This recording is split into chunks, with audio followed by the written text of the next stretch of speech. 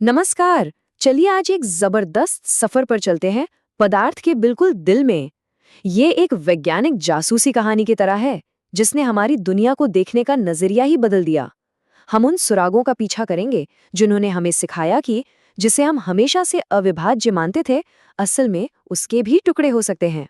तो तैयार है इस रहस्य से पर्दा उठाने के लिए? तो सबसे बड़ा सवाल यही था, क्या एटम यानी परमाणु सच में वो सबसे छोटी चीज है जिसे और तोड़ा नहीं जा सकता? सदियों तक तो डाल्टन के सिद्धांत ने यही कहा कि हाँ, बस यही सच है। लेकिन फिर कुछ अजीब चीजें दिखने लगी। जैसे सूखे बालों में कंघी घुमाने के बाद वो कागज के टुकड़ों को अपनी तरफ खींच लेती थी, या रेशम पर कांच की छड़ रगड़ने से उस पर एक चार्ज आ जाता था। ये सब छोटे छोटे इशारे थे कि शायद परमाणु के अंदर भी कुछ और है, कोई चार्ज वाले कण। और बस यहीं से हमारी असली पड़ताल शुरू होती है। वैज्ञानिकों ने इन्हीं सुरागों को पकड़ा और उस चीज के अंदर झांकना शुरू कर दिया जिसे अब तक अविभाज्य माना जाता था। और जानते हैं, उन्हें एक नहीं बल्कि दो मुख्य संदिग्ध मिले। देखिए, 1886 में ई गोल्डस्टीन को मिली कनाल रेज, जो पॉजिटिव चार्ज वाली थीं। बाद में इन्हीं को प्रोटॉन नाम दिया गया। और फिर जे थॉम्सन ने इलेक्ट्रॉन को पहचाना, जो नेगेटिव चार्ज वाला था। अब मजा ये था कि दोनों बिल्कुल अलग थे। एक तरफ पॉजिटिव चार्ज वाला भारी भरकम प्रोटॉन और दूसरी तरफ नेगेटिव चार्ज वाला हल्का फुल्का इलेक्ट्रॉन, जिसका वजन तो लगभग ना के बराबर था। मामला सच में दिलचस्प होता जा रहा था। अच्छा, तो अब हमारे पास दो कण तो आ गए, पर ये परमाणु के अंदर रहते कैसे थे, कहाँ फिट थे ये? इस गुत्थी को सुलझाने के लिए अर्नेस्ट रदरफोर्ड ने एक ऐसा एक्सपेरिमेंट डिजाइन किया जो एटॉमिक साइंस की दुनिया में एक गेम चेंजर साबित हुआ।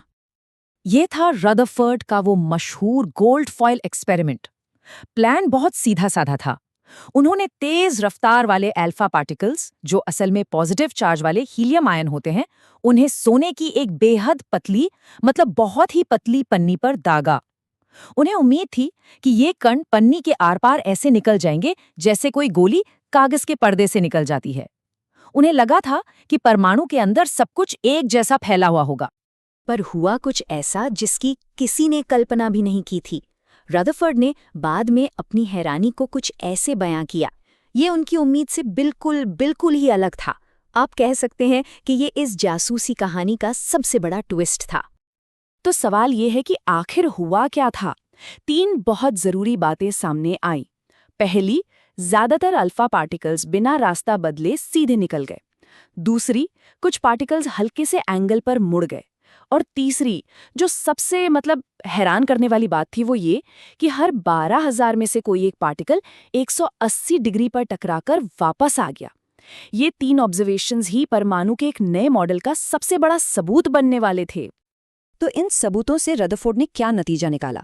देखिए, ज्यादातर कणों का सीधे निकल जाना, इसका मतलब साफ था कि परमाणु का ज्यादातर हिस्सा खाली है। कुछ कणों का मुड़ना ये बता रहा था कि बीच में कोई पॉजिटिव चार्ज वाली चीज है जो उन्हें धकेल रही है। और एक कण का टकरा कर वापस आना, इसने साबित कर दिया कि वो बीच वाली चीज बहुत छोटी, ठोस और भारी है। रदरफोर्ड ने इसे नाम दिया न्यूक्लियस, यानी नाभिक।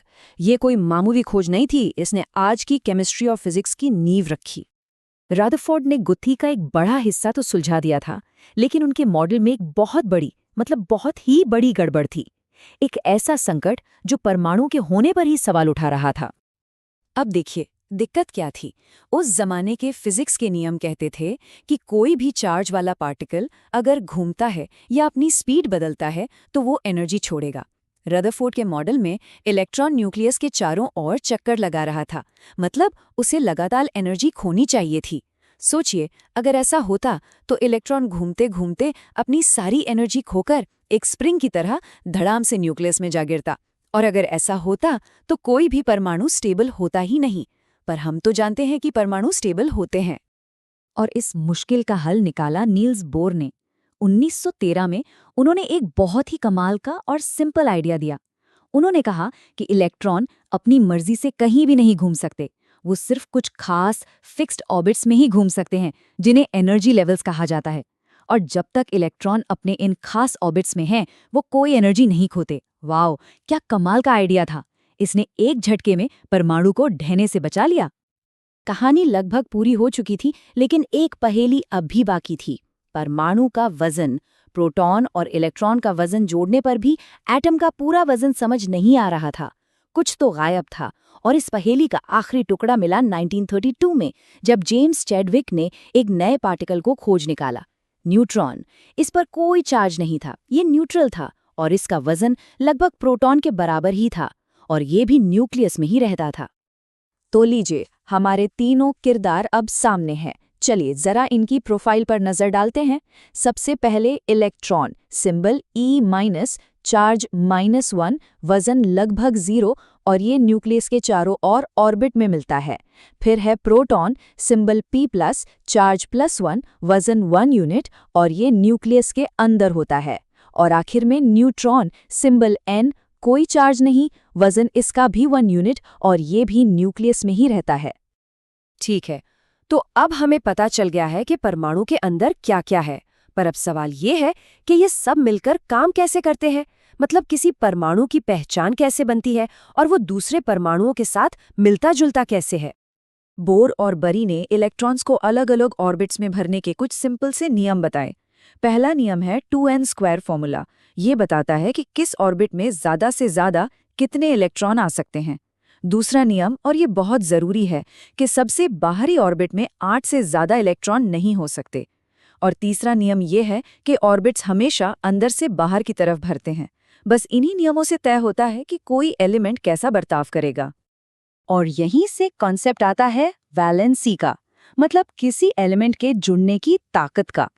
देखिए, हर एटम की एक ही चाहत होती है, स्टेबिलिटी। और ये स्टेबिलिटी तब मिलती है जब उसके सबसे बाहरी ऑर्बिट में 8 इलेक्ट्रॉन पूरे हो जाएं। इसे ऑक्टेट रूल कहते हैं। सोडियम और फ्लोरीन इसका बेहतरीन उदाहरण है। सोडियम अपना एक फालतू इलेक्ट्रॉन देके स्टेबल हो जाता है, और फ्लोरीन को एक की जरूरत होती है तो वो उसे ले लेता है। इलेक्ट्रॉन्स का यही लेना, देना या शेयर करना ही वैलेंसी है।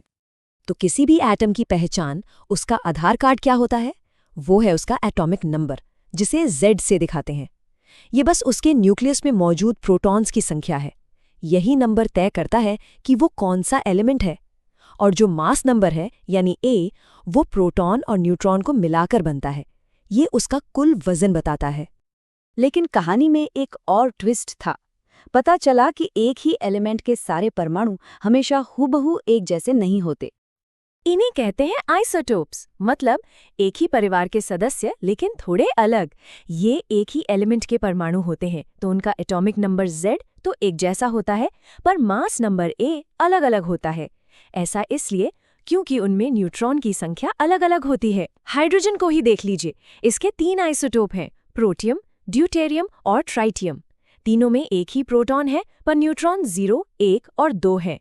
इनकी केमिकल प्रॉपर्टीज एक जैसी होती हैं, पर फिजिकल प्रॉपर्टीज थोड़ी अलग। अब आइसोटोप्स से मिलते जुलते हैं आइसोबार्स, पर कंफ्यूज मत होइएगा। ये अलग अलग एलिमेंट्स के परमाणु होते हैं जिनका एटॉमिक नंबर तो अलग होता है, पर मास नंबर यानी वजन एक जैसा होता है। जैसे कैल्शियम और आर्गन को देखिए, दोनों का मास नंबर 40 है, पर है तो दोनों बिल्कुल अलग अलग एलिमेंट। और ये सिर्फ किताबी बातें नहीं हैं, इन आइसोटोप्स के इस्तेमाल तो कमाल के हैं। यूरेनियम का एक आइसोटोप न्यूक्लियर रिएक्टर्स में फ्यूल की तरह काम करता है। कोबाल्ट का एक आइसोटोप कैंसर के इलाज में इस्तेमाल होता है, और आयोडीन का आइसोटोप गॉइटर जैसी बीमारी के इलाज में। तो चलिए एक बार फिर से देखते हैं कि हमारी इस जासूसी कहानी में हमने क्या क्या सुलझाया। हमने डाल्टन के ना टूटने वाले परमाणु से शुरू किया और इलेक्ट्रॉन, प्रोटॉन और न्यूट्रॉन को खोज निकाला। रदरफोर्ड ने हमें परमाणु के दिल यानी न्यूक्लियस से मिलवाया। बोर ने बताया कि इलेक्ट्रॉन स्टेबल ऑर्बिट्स में कैसे रहते हैं। और फिर हमने वैलेंसी, एटॉमिक नंबर और आइसोटोप्स को समझा। परमाणु की संरचना की इस गुत्थी को सुलझाना कोई अंत नहीं था। असल में ये तो एक नई और इससे भी ज्यादा रोमांचक कहानी की शुरुआत थी। इस एक रहस्य को सुलझाने से क्वांटम मैकेनिक्स जैसे ना जाने कितने और गहरे और अनसुलझे रहस्यों के दरवाजे खुल गए। पर वो कहानी फिर कभी।